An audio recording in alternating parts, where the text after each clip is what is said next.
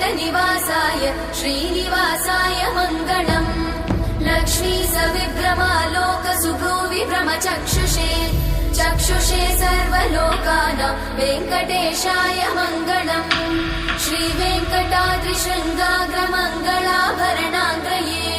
मङ्गलानां निवासाय श्रीनिवासाय मङ्गलम्